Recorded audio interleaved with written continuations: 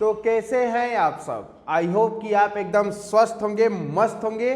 और सबसे जरूरी बात ये कि अब एग्जाम में ज्यादा दिन समय रह नहीं गया है और आप भी चाहते हैं अपने मार्कशीट पे मैथ्स में 100 में से 100 नंबर देखना, तो ये सेशन आपके लिए बहुत ही इंपॉर्टेंट है। क्योंकि बिहार स्कॉलर चला रहा है एमसीक्यू का सेशन चैप्टर वाइज, और आज होने वाला है लेक्चर नंबर 5, जिसमें हम लोग कौन से चैप्टर के बारे में देखने वाले हैं? 5वां चैप्टर, यानी समांतर श्रेणी, जिसको आप अर्थमेटिक प्रोग्रेशन अंग्रेजी में बोलते हो। यानी आज लेक्चर नंबर 5 में होने वाला है एपी से जितना भी एमसीक्यू क्वेश्चन आपके पेपर में बन सकता है, आपके एग्जाम के लिए बन सकता है, उन सारे क्वेश्चन को लेके आया गया है। सिर्फ एक वीडियो समांतर श्रेणी होगा, फिनिश। तो चलिए आज का सेशन स्टार्ट करते हैं। टारगेट है कि अगर आप बिहार स्कॉलर से समांतर श्रेणी पढ़े होगे, अभी तक नहीं पढ़े होगे तो चैनल के प्लेलिस्ट में जाके देख लेना, पूरा वीडियो पढ़ा होगा चैप्टर नंबर 5 का। उसको पहले एक एक चैप्टर को, एक एक एक्सरसाइज को, एनसीईआरटी को अच्छे से कंप्लीट करके तब यहां से कंटिन्यू करना, तो एकदम आग लगने वाला है। चलिए पहला क्वेश्चन एकदम रैपिड एंड फायर की तरह, पेन हम लोग के हमेशा की तरह आज भी रुकने वाला नहीं है। एक एक क्वेश्चन को हम लोग डील करते हुए आगे बढ़ने वाले हैं। चलो एपी का सार्वंतर, सार्वंतर क्या होता है बेटा? तो देखो, तो डी निकालने के लिए, सार्वंतर निकालने के लिए उस कोई भी टर्म जैसे A2, तो उसके जस्ट एक पहले वाले टर्म आप सब्ट्रैक्ट कर देना, घटा देना। तो A2 क्या है? 10, ए क्या है आपका? 4, तो ये आ गया 6। और समांतर श्रेणी किसी भी दो टर्म का, दो पद का बराबर होता है, इक्वल होता है, तभी जाके वो एपी में बोला जाता है। तो यहाँ डी का वैल्यू क्या हो गया बेटा? डी का वैल्यू हो गया 6। चलिए आगे बढ़ते हैं। 2 नंबर, जब एपी का प्रथम पद 2, प्रथम पद कहने का मतलब ए का मान आपका 2 हो और तथा सार्वंतर 3 हो। सार्वंतर बोले तो डी का वैल्यू 3 हो, तो आपको क्या बताना है? तब एपी के 3 पद होंगे। कौन सा होगा? आपको पता है कि एपी लिखते हैं तो सबसे पहला टर्म क्या है? प्रथम पद 2, इसमें डी जोड़ दो तो अगला टर्म मिल जाएगा। यानी सार्वंतर 3 है तो 3 इसमें जोड़ दो 5, फिर 3 इसमें जोड़ दो तो क्या हो जाएगा? 8। तो ये रहा एपी का 3 टर्म, 3 पद, 2, 5, 8, ऑप्शन नंबर बी। समझ में आ गया? जैसे यहाँ पे देखो, अगर दूसरा टर्म लिखना होता है तो क्या लिखते हैं? फॉर्मूला a प्लस n-1 यानी 2 - 1 इंटू डी। ये 10 लिखना है तो a प्लस n-1 यानी 10 - 1 इंटू डी, यही ना लिखते हो? तो ये रहा एपी का 3 पद। चलिए आगे बढ़ते हैं। क्वेश्चन नंबर 3, यदि किसी एपी का सामान्य पद, बाबू an, सामान्य पद 3n + 5 है तो इसका सार्वंतर ज्ञात कीजिए। तो देखो सामान्य पद दिया हुआ है, चलो 1 रखते हैं, n का वैल्यू 1, तो 3 × 1 + 5 कितना हो जाएगा? 8। A2 3 × 2 + 5 कितना हो जाएगा? 6। 6 और 5 कितना हो गया? 11। A3 क्या हो जाएगा? 3 × 3 + 5, 5 ये हो जाएगा 9, 14। ठीक है, तो आप देख रहे हो 8, 11, 14, फिर इसके बाद क्या आ जाएगा? 3 जोड़ जाएगा 17, फिर उसके बाद 20। यानी आपको सार्वंतर डी का वैल्यू क्या लिखोगे? A2 - A1 यानी 11 - 8 यानी आ गया 3। हमको सामान्य टर्म, जनरल टर्म, सामान्य पद दिया हुआ था, उससे हमने पहला टर्म निकाल लिया, दूसरा टर्म निकाल लिया, तीसरा टर्म निकाल लिया, एन के जगह पे 1, 2, 3 रख के उसके बाद हम लोग आसानी से डी का मान निकाल लिए। चलिए आगे बढ़ते हैं क्वेश्चन नंबर 4 पे। देखो, यदि किसी एपी का छठा और 12वां पद दिया हुआ है, बेटा यहां पे देखो क्वेश्चन नंबर 4 हम यहां पे सॉल्व कर रहे हैं। देखो कह रहा है किसी एपी का छठा A6 क्या दिया हुआ है बेटा? 13, A12 क्या दिया हुआ है? 25। ठीक है, तो इसका 20वां पद बताना है क्या होगा। तो देखो, तो A13, 6 को क्या लिख सकते हो फॉर्मूला, a + 5d बराबर हो गया 13। ये 12 को क्या लिख सकते हो, a + 11d बराबर क्या हो गया 25। अब इस दो इक्वेशन को आपस में घटा दो, कट गया, -6d माइनस 5 में से 3 को सब्ट्रैक्ट करोगे 2, यहाँ आ गया 1। अब देखो तो d का वैल्यू निकल के आ गया बेटा, d का वैल्यू निकल के आ गया 2। ठीक है, जब d का वैल्यू 2 किसी भी समीकरण में रख दोगे, d का मान 2, तो a बराबर कितना हो जाएगा, देखो तो d का वैल्यू यहाँ 2 रख रहे हैं 10, उधर जाके घट जाएगा 13 में से 10 कितना गया 3 बच गया। अब आपसे निकालना क्या है, तो निकालना है 20वां पद, तो a 20 बराबर हो जाएगा a + 19d। a का मान 3 और d का मान क्या है 2, तो ये हो गया 3 + 38, तो ये हो गया आपका 41, 41। ऑप्शन नंबर ए आपका सही जवाब हो गया। ठीक है, चलिए नेक्स्ट टर्म अनुक्रम है ये।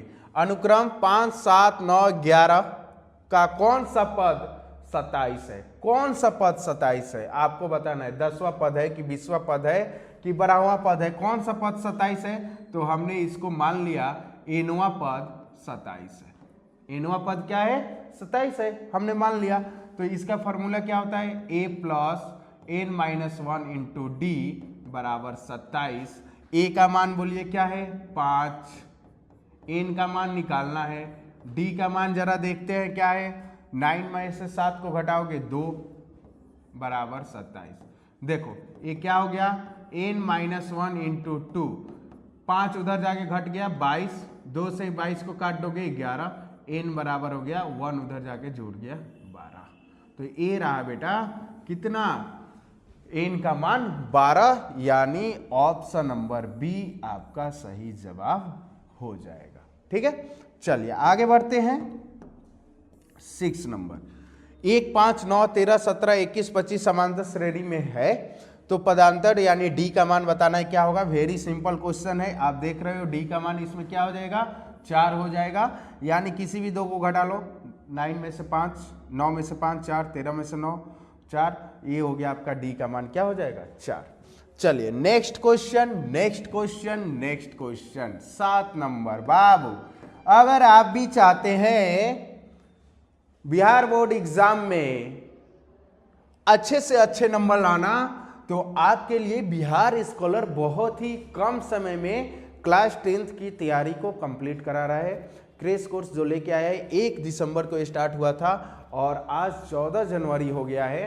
तो आप देख रहे हो कि हम लोग चैप्टर नंबर 1 से स्टार्ट किए थे और अभी तक लेक्चर का बात किया जाए तो त्रिभुज चल रहा है चैप्टर नंबर 6, और आपका MCQ का साथ में सीरीज भी स्टार्ट हो गया है। ठीक है, तो हम लोग पूरे अच्छे से जनवरी लास्ट तक यानी 28 या 30 जनवरी तक पूरे चैप्टर को कंप्लीट कर लेंगे, ताकि 1 से 10 तक उधर फरवरी में हम लोग मॉडल पेपर को सॉल्व करें। चलिए देखिए, निम्नलिखित में कौन सा समांतर श्रेणी है, कौन सा है भैया जिसका डी से ही मालूम चलेगा सार्वंतर से। देखो 2 से 4 हुआ 2 12, 4 से 8 हुआ 4 12, काट दो, इसका डी बराबर नहीं हो रहा है।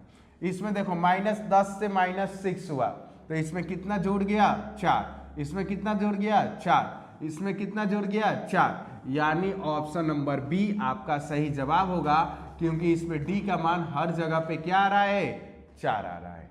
ठीक है, ए भी नहीं होगा, ए भी नहीं होगा। चलिए आगे नंबर 8, 3 संख्याएं एपी में है, उनका योग 24 है और उनके वर्गों का योग आपको दिया हुआ है 20। तो ये काम करना जरा ध्यान से देखना, इस क्वेश्चन में कुछ मिसप्रिंट हुआ है, प्रिंटिंग एरर है। देखो यहाँ पे बोला जा रहा है वर्गों का योग 20 हो, तो हमको नहीं लगता है चारों ऑप्शन में से किसी को वर्ग करके जोड़े तो 20 आए। ठीक है, तो एक काम करना है, इसमें थोड़ा सा प्रिंटिंग टाइपिंग एरर है, वर्गों का योग 20 नहीं आ सकता है। ठीक है, इसको हटा दो क्वेश्चन नंबर 8 को। चलो 9 नंबर पे चलते हैं। देखो 9 नंबर, 0 और 50 के बीच विषम संख्याओं का योगफल बताना है। तो 0 और 50 के बीच विषम संख्याएं 1, 3, 5, 7, लास्ट कहाँ तक 49 तक। विषम संख्याओं का योगफल, तो इस n निकालने के लिए बेटा फॉर्मूला होता है n/2। ठीक है, ए प्लस एल, ए होता है, ठीक है। या इसका एक और फार्मूला होता है n/2 2a plus n-1 into D, यानी एल के जगह पे लास्ट टर्म नहीं दिया होता है तो an का वाला फार्मूला लिख देते हैं। तो खैर इसमें n का वैल्यू मालूम करना पड़ेगा, कितना पद है, तो an आपको 49 लास्ट टर्म है, तो a plus n-1 into d बराबर 49, तो a का मान कितना है 1 प्लस n-1, d का मान कितना है 2, ये हो गया 49, 1 जाके उधर घट गया 48, 2 से 48 को काटेंगे 24, 24 में 1 जाके उधर जुड़ गया 25, यानी n का मान कितना हो गया 25, यानी 25 पद होगा। तो देखो तो एस एन बराबर क्या हो जाएगा 25/2, ठीक है। a का मान कितना है 1, l का मान कितना है लास्ट टर्म 49, ठीक है। अब देखो तो 25/2 इंटू 50, इससे इसको काट देंगे 25 25 25 625, आपका आंसर हो गया, यानी आपका आंसर देके जाएगा ऑप्शन नंबर सी आपका सही जवाब, ठीक है। चलिए आगे बढ़ते हैं नेक्स्ट क्वेश्चन, क्वेश्चन नंबर 10। देखो किसी एपी के 4 संख्याओं का योग 40 है तथा उनकी पहली और चौथी संख्याओं का गुणनफल 91 है, तो वे संख्याएं हैं। आप ऑप्शन से भी जांच कर सकते हो, वैसी संख्याएं लो जिसका देखो 4 संख्याओं का योगफल 40 हो। जरा देखते हैं ऑप्शन नंबर किसको जोड़ने पे 40 आ रहा है। 13 और 11 को जोड़िएगा तो ये हो गया 24 और 9 कितना हो जाएगा बेटा 24 और 9 33, ये भी हो गया 40। जरा इसको देखते हैं 14 और 12 को जोड़ेंगे तो ये हो जाएगा आपका 26, 26 और 4 30, 4 34 और 6 40, ठीक है।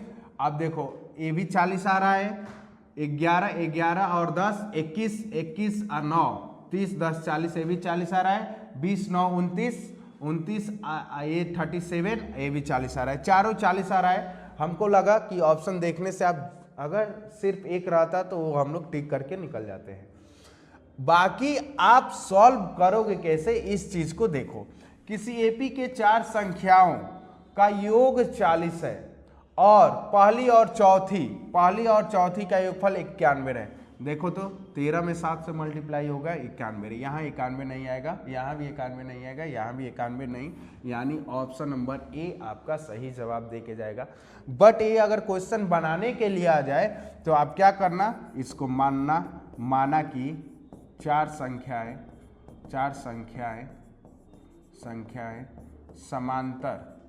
समांतर श्रेणी में क्या हो जाएगा a-3d, a-d, a+d, ऐसे मान लेना 4 संख्या है, ठीक है। और आगे बोला जा रहा है जिसका योग मतलब इसको जोड़ने पे a-d, a+d, a+3d, यहाँ हो गया। देखो यहाँ पे सबको जोड़ने पे तो यहाँ लिखना a-3d, a-d, a+d, a+3d, जोड़ने पे क्या आ रहा है 40, 3d से 3d, d से d आपका क्रॉस, 1 2 3 4, 4a = 40, तो a का मान भगा के फेंक दिया बेटा 10। जब a का मान आ गया वे संख्याएं बताना है, और आप पुनः प्रश्न से आप लिख सकते हो कि इसमें एक और स्टेटमेंट है प्रश्न से कि पहली और चौथी, तो पहली क्या है बेटा a-3d और चौथी क्या है a+3d को मल्टीप्लाई करने पे कितना आ रहा है 91, तो a + b a-b a² - b² बराबर क्या हो गया 91। a का मान कितना है 10, 10 मतलब 10 का स्क्वायर 100, 9d² = 91, ठीक है। 91 इधर आके घट गया, क्या हो गया 9, ये चला गया 9d², तो d का मान भी आ गया आपके पास 1, d का भी मान आ गया 1 और a का मान आ गया 10। तो संख्याएं क्या हो जाएगा a-3d, तो देखो तो a का मान कितना है 10, 3, d का मान है 1, तो ये क्या हो जाएगा 7, ठीक है। a-d 10 - 1 9, a+d 10 और 1 क्या हो जाएगा 11, ठीक है, और a+3d 10 + 3 क्या हो जाएगा 13। तो देखो क्या ऑप्शन नंबर ए में यही था ना। अगर जांच करना है, हमने डायरेक्ट ऑप्शन से भी जांच करके आंसर निकाल दिया, बाकी सॉल्यूशन आपके सामने है। चलिए नेक्स्ट क्वेश्चन, क्वेश्चन नंबर 11। समांतर श्रेणी का तीसरा पद है, इसका बताना है इसमें तीसरा पद क्या होगा। A30, तो क्या लिखते हो, A + 29D। A का मान बता दो कितना है 10, 29 और D का मान क्या हो जाएगा 7 - 10 - 3, तो ये हो गया आपका बेटा 10 - 27, 6 2 8 - 77, तो ये हो गया ऑप्शन नंबर बी आपका सही जवाब। ठीक है, चलिए आगे बढ़ते हैं। 12 नंबर, समांतर श्रेणी का 11वां पद होगा। सेम वैसे ही जैसे आप अभी बनाए, A 11 पूछ दिया तो A प्लस क्या लिखेगा 10D। तो यहाँ A का मान कितना है बेटा -3 10 और D का मान क्या हो जाएगा -1/2 -3, तो -1/2 + 3 एलसीएम हो जाएगा 2 -1 + 6, तो ये हो गया 5/2। 2 से 10 को काटेंगे 5 बार में, ये हो गया -3 + 25, तो ये हो गया 22। ऑप्शन नंबर ए आपका सही जवाब हो जाएगा। ठीक है, चलिए next question, next question number 13। चलो देखो, समांतर श्रेणी का 10वां पद, इसका 10वां पद बता दो क्या होगा, जल्दी से बता दो। 9D, A का मान बता दो 2 9 और D का मान क्या हो गया बेटा, D का मान क्या है 7 - 2 5, तो ये हो गया 2 + 45, तो ये हो गया कितना 47। ऑप्शन नंबर सी मेरा सही जवाब हो जाएगा। चलिए आगे बढ़ते हैं। 14 नंबर, एक एपी के 15वें पद का योग बताना है, यानी आपको क्या बताना है इस 15 बताना है बेटा क्या होगा। ठीक है, और जिसके प्रथम और अंतिम पद क्रमशः दिया हुआ है। प्रथम पद मतलब A का मान दिया हुआ है 5 और AN का मान दिया हुआ है 75, तो AN कहने का मतलब A + n - 1 × D = 75। A का मान दिया हुआ है 5 और कितना पद है 15, 15 - 1 हो जाएगा। 15वें पद का योग बताना है क्या होगा, जिसका पहला और आखिरी पद, तो आखिरी पद इसमें टोटल पद कितना है 15 और D आपका निकल जाएगा यहाँ से, तो क्या हो गया 5 उधर जाके घट जाएगा तो 70 हो जाएगा। ये हो गया 14D = 70, तो D का मान आ गया बेटा 5। D का मान क्या आ गया 5। तो SN बताने के लिए आप लिख सकते हो n/2 A + L, यानी कितने पद का बताना है 15, 15/2। A का मान कितना है 5, ठीक है। L का मान कितना है, लास्ट टर्म कितना है 75, तो A आ गया 15/2 × 80, काट दोगे तो 15 गुने क्या हो जाएगा 40, 60, 600, यानी 15 पदों का योगफल कितना निकल के आ गया, तो आ गया 600। Option number C. एकदम पेन रुकना नहीं चाहिए। अगर आप चाहते हो मैथ 15, प्रथम दो सप्रकृत संख्याओं का योग आपको बताना है क्या होगा। प्रथम दो सप्रकृत संख्या बेटा क्या क्या हो जाएगा देखो तो ये हो जाएगा 1 2 3 4, ऐसे जाएगा कहाँ तक 200 तक। इसी को सम करके बता देना है, योग निकाल के आपको बता देना है, यानी इस 200 का बताना है। तो n/2 200/2, ये हो गया A + L यानी 200, ठीक है।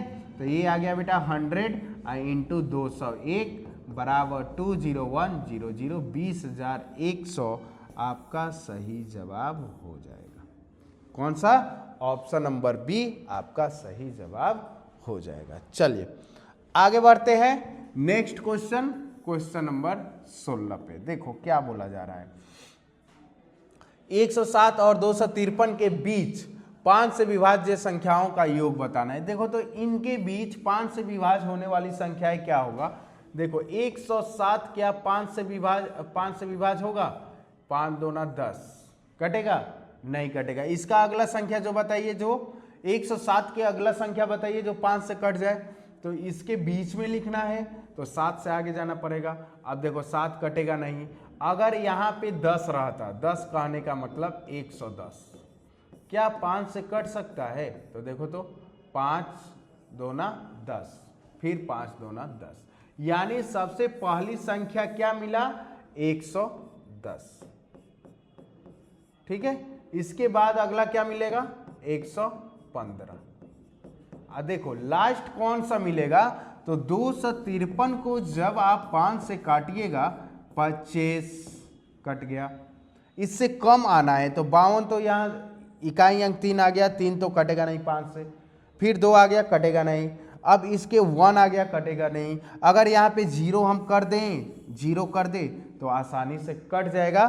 कितने बार में? 50 बार में। तो वो आखिरी संख्या क्या हो जाएगा? 250। अब इसी का बेटा सम आपको बता देना है। ठीक है, इस तो सबसे पहले इसमें निकाल लेते हैं कि कितना संख्या ऐसा मिला जो 5 से क्या हो? कटे, यानी an बराबर दिया है 250, तो a plus n minus 1 into d बराबर 250। a का मान 110 प्लस n माइनस 1, डी का मान 5, ये हो गया 250। ठीक है, तो ये हो गया n minus 1 into 5।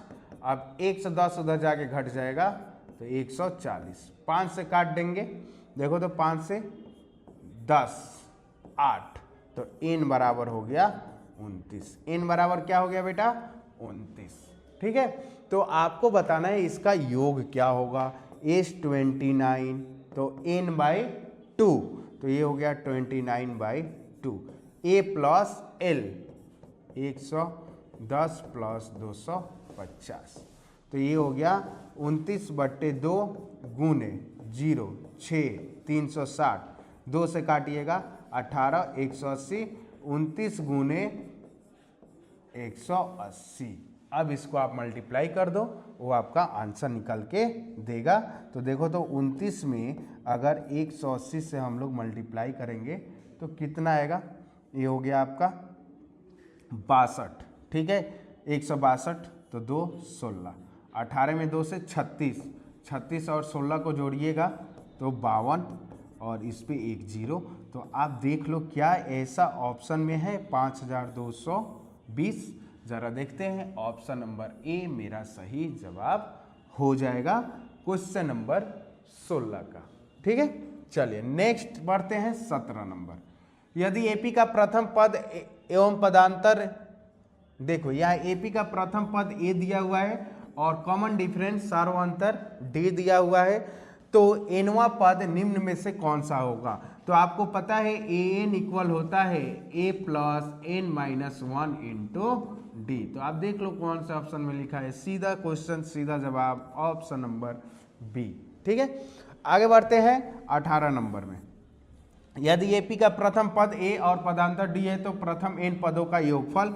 S N का बेटा 2 formula, n by 2 2a plus n minus 1 into d, या आप एस एन बराबर ए भी लिख लो, n by 2 a plus n. तो देख लो कौन सा ऑप्शन में है। हमको लग रहा है ऑप्शन नंबर सी मेरा सही जवाब देकर जाएगा और आपको मिलता है 7 करोड़। चलिए 19 नंबर, देखो 7वां पद का मान बताना है। तो बेटा बहुत ही प्यारा सा क्वेश्चन, बहुत ही इजी। अब तो आप बता दोगे, ए का मान 5, 6, डी का मान 2, तो 12, 5, 17। ऑप्शन नंबर क्या हो गया? सी मेरा सही उत्तर हो गया। चलिए 20 नंबर, कौन सा पद शून्य है? इसमें बताना है कौन सा पद शून्य आएगा। तो हमने मान लिया एन पद शून्य होगा, तो a plus n minus 1 into d बराबर 0। ए का मान 21, एन माइनस 1 और ए हो गया डी का मान। देखो तो 18 माइनस 21 माइनस 3 बराबर 0। तो एन माइनस 1 इंटू माइनस 3 बराबर माइनस 21, इससे काट देंगे। एन माइनस 1 इक्वल 7, तो एन इक्वल हो जाएगा 8। एन इक्वल हो जाएगा 8। ऑप्शन नंबर बी में सही जवाब हो जाएगा। चलिए 21 नंबर, पांचवा पद बताना है a5, तो ये होता है a प्लस 4d। a का मान है √2 4 और d का मान हो जाएगा, देखो तो √8 माइनस √2। d का मान ऐसे ही ना निकालोगे, a2 माइनस a1। तो 8 को क्या लिख सकते हो, 4 इंटू 2, 4 बाहर निकल गया, 2√2 में से एक √2 आप निकाल दोगे तो कितना बचेगा, √2। तो यहाँ हो गया √2, ठीक है। तो यहाँ हो गया √2 प्लस 4√2, यहाँ 4√2 है, यहाँ 1√2, तो क्या हो गया 5√2। इसी को हम लोग कंप्लीट रूट में क्या लिख सकते हैं, देखो तो 5 जब रूट के अंदर जाएगा तो 25 हो गया, 25 गुने 2 50, यानी ऑप्शन नंबर बी मेरा सही जवाब हो गया। तो आप देख पा रहे होगे कि अगर सर आपने समांतर श्रेणी को इतने अच्छे से पढ़ाया था लेक्चर में, चैप्टर नंबर 5 को अगर आप कंटिन्यू देखे होगे तो आप देख पा रहे होगे कि सारा क्वेश्चन एकदम हलवा है, ठीक है, क्वेश्चन में कुछ है ही नहीं। चलो आगे देखो, 205 के पदों की संख्या ए बताना है, इसमें पदों की संख्या कितना है, तो ए एन बराबर 205, तो ये हो गया a plus n minus 1 into d बराबर 205। ए का मान बोलो बेटा 13, n माइनस 1, डी का मान बोलो 19 माइनस 13 बटे 6 बराबर 205। तो n माइनस 1 इंटू 6, 13 इसमें से जाके सब्ट्रैक्ट होगा, 5 इधर 8 उधर हो गया सब्ट्रैक्ट, तो 192, ठीक है।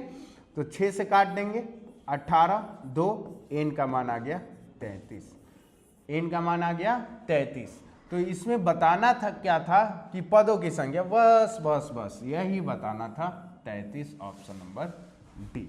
चलिए 23 नंबर, किसी एपी का दूसरा पद दिया हुआ है, a2 दिया हुआ है आपके पास 4 और 7वां पद दिया हुआ है -11, तो सार व अंतर होगा। तो देखो a2 दिया है, इसका मतलब जरा देखो यहाँ पे 23 नंबर बना रहे हैं,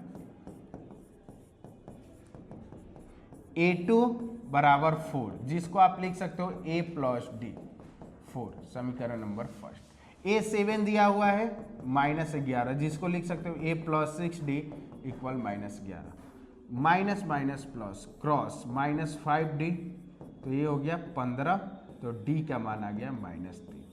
जब d का मान -3 हो गया, जब d का मान -3 हो गया तो a का मान क्या होगा, देखो तो d के जगह पे यहाँ -3 रखेंगे, उधर भेजेंगे +3, 4 और 3 7 हो गया। आपसे पूछा क्या जा रहा था, इस बस बस बस बस d का ही मान पूछा जा रहा है, सार व अंतर, यानी -3 आपका सही जवाब हो जाएगा, ठीक है। चलिए आगे बढ़ते हैं, 24 नंबर, यदि 4/5 a2 किसी एपी के 3 क्रमागत पद है, क्रमागत मतलब लगातार आने वाले, तो a का मान आपको बताना है क्या होगा। देखो बेटा, अगर हम कहे 4/5 a2 किसी एपी के 3 क्रमागत पद है, ठीक है, 3 लगातार पद है, तो इसका मान होगा a का मान। तो आप कहोगे कि सर d बराबर हम लोग लिखते हैं a2 माइनस a1 बराबर a3 माइनस a2, बिल्कुल। तो आप इसी पैटर्न को यहाँ पे लगा दो, a माइनस 4/5 बराबर 2 माइनस a, तो ये क्या हो जाएगा, देखो a को उधर बुलाओ, आ गया प्लस में, इसको उधर भेज दो, a भी चल गया प्लस में, 2a बराबर 10 4 14/5, 2 से काट देंगे 7, यानी a का मान आ गया 7/5, क्या आ गया 7/5, और दे के गया आपको ऑप्शन नंबर सी आपका सही जवाब, ठीक है। चलिए आगे बढ़ते हैं, नेक्स्ट क्वेश्चन 25 नंबर, समांतर श्रेणी का कौन सा पद 82 है, यानी कौन सा पद, n का मान निकालना है, तो हमने माना an पद 82 है, तो a plus n minus 1 into D equal 82, a का मान बोलिए 2, n माइनस 1, d का मान बोलिए 6 माइनस 2 4, 82, 2 जाके उधर घट गया, n माइनस 1 इंटू 4 इक्वल 80, ठीक है। 4 से इसको काट देंगे 20 बार में, n का मान आ गया 21, ठीक है, n का मान क्या आ गया 21, ऑप्शन नंबर सी मेरा सही जवाब हो जाएगा। चलिए आगे बढ़ते हैं, नेक्स्ट क्वेश्चन 26 नंबर। समांतर श्रेणी का 10वां पद होगा, यानी आपको क्या बताना है a10, तो ये हो गया a + 9d। a का मान बोलिए 54 + 9, d का मान बोलिए 51 - 54 - 3, 54 - 27, तो ये आ गया 27, ऑप्शन नंबर ए मेरा सही जवाब हो जाएगा। ठीक है, चलो आगे बढ़ते हैं बेटा 27। यदि p + 1 2p + 1 4p - 1 AP में है तो p का मान आपको बताना है। तो देखिए इसको d निकालने के लिए a2 - a1 करेंगे और a3 - a2, दोनों d बताएगा तो आपस में बराबर होगा ही।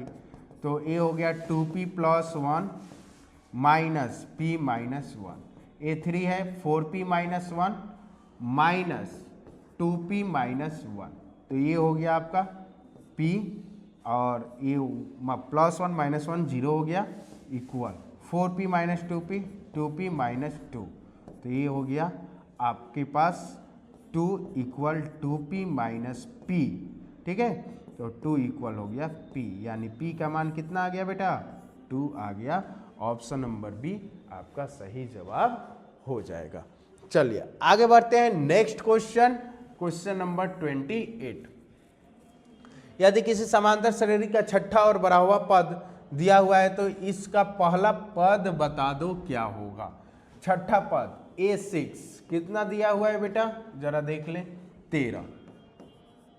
ठीक है, कितना दिया हुआ है 13, और बढ़ा हुआ पद a12 कितना दिया हुआ है a12 25, तो आप इसको लिख सकते हो a + 5d = 13, a + 11d = 25। आपको किसका मान निकालना है, पहला पद माइनस करेंगे तो ये आ गया आपका -6d = -12, d = आ गया 2, d का मान 2 समीकरण नंबर 1 में रख दो, तो ये हो गया a + 10 = 13, तो a = हो जाएगा 3, तो पहला पद आपका आ गया 3, ऑप्शन नंबर बी मेरा सही जवाब हो जाएगा। चलिए 29 नंबर, 4 x1 x2 x3 28 समांतर श्रेणी में है तो x3 का मान आप बताइए क्या होगा। तो बेटा a का मान आपका यहाँ पे दिया हुआ है 4, ठीक है, x3 का मान बताना है तो आपको d चाहिए। तो आप देख रहे हो 1 2 3 4 5, पांचवा पद दिया हुआ है 28, जिसको आप लिखोगे a + 4d = 28। a का मान कितना है 4 + 4d = 28, तो 4d = 4 उधर जाके घट गया 24, तो d का मान आ गया बेटा फेंक दिया 6।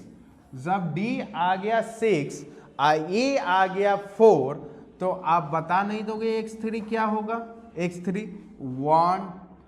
आए 1 2 3 4, चौथा टर्म है, चौथा टर्म a4 = हो जाएगा a + 3d, a का मान बोलो 4 3, d का मान बोलो 6, 18 4 22, तो ऑप्शन नंबर हो जाएगा बी मेरा सही जवाब। ठीक है, चलो आज का लास्ट क्वेश्चन सेशन का, और इसी के साथ चैप्टर नंबर 5 का भी काम होता है समाप्त। समांतर श्रेणी में कौन सा पद शून्य है, तो हमने माना लो शून्य है, nवां पद शून्य है, तो a + n - 1 × d = 0। a का मान कितना है 72, n - 1, d का मान 63 - 72, तो ये हो गया 7 - 2, ये आ जाएगा -9, तो d का मान है -9 = 0। चलो उधर जाएगा आपका n - 1 × -9 = -72, इससे काट देंगे n - 1, तो n = हो जाएगा 9, यानी कौन सा पद शून्य होगा, ऑप्शन नंबर बी आपका शून्य होगा। इसी के साथ आज का सेशन होता है समाप्त, यानी चैप्टर नंबर 5 हम लोग का पूरी तरह से हो गया है खत्म। अब अगले नेक्स्ट सेशन में हम लोग मिलने वाले हैं एक और MCQ चैप्टर नंबर 6 का, और वो होगा आपका लेक्चर नंबर 6 जो हम लोग अगले पार्ट में देखेंगे। बाकी ये सेशन आपको कैसा लगा कमेंट बॉक्स में ज़रूर कमेंट करें, और जितना हो सके उतना बिहार स्कॉलर को सपोर्ट करें, वीडियो को शेयर करें, अपने दोस्तों के पास भेजें, क्योंकि पढ़ेगा बिहार तभी आगे बढ़ेगा बिहार। मिलते हैं अगले पार्ट में, तब तक के लिए all the best, thank you so much, जय हिंद, जय भारत, ऑल द बेस्ट, सलाम, आदाब, दुआ, शुक्रिया।